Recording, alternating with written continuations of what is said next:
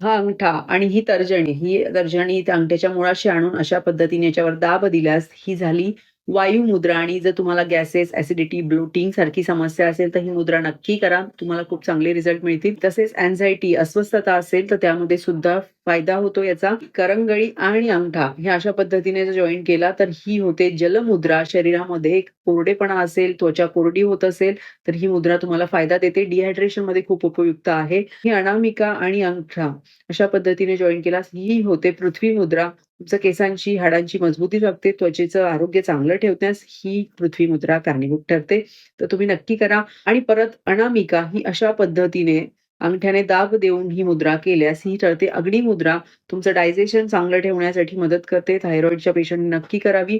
तसेच परत वजन कमी करणाऱ्यांसाठी ही मुद्रा खूप चांगले रिझल्ट देते. व कशासाठी सांगितलं आहे, यत ब्रह्मांडी तत पिंडी हा न्याय ऐकला असणार आहे. जे ब्रह्मांडात आहे तेच पिंडात आहे. आणि आपल्याला माहित आहे ब्रह्मांड हे पंचमहाभूतांनी बनलेलं आहे. तसंच आपलं शरीर हे पंचमहाभूतांनी म्हणजेच आकाश, वायू, जल, अग्नी, पृथ्वी या तत्वांनी बनलेलं आहे. म्हणून या मुद्रा तुमच्या आजारानुसार मदत करतात. वेगवेगळ्या आजारांवर अजून खूप डिटेल मुद्रा आहेत. त्या तुम्हाला हव्या असतील तर खाली कमेंट करा मुद्रा. मी पीडीएफ सेंड करेल. ह्या मुद्रा करण्यापूर्वी तुम्ही सुखासनात, पद्मासनात किंवा वज्रासनात बसू शकता. किमान 15 मिनिटं ही मुद्रा झाली पाहिजे. तिथून मॅक्सिमम 3 सेशन तुम्ही करायला हवे. ती आवडली असल्यास नक्की शेअर करा.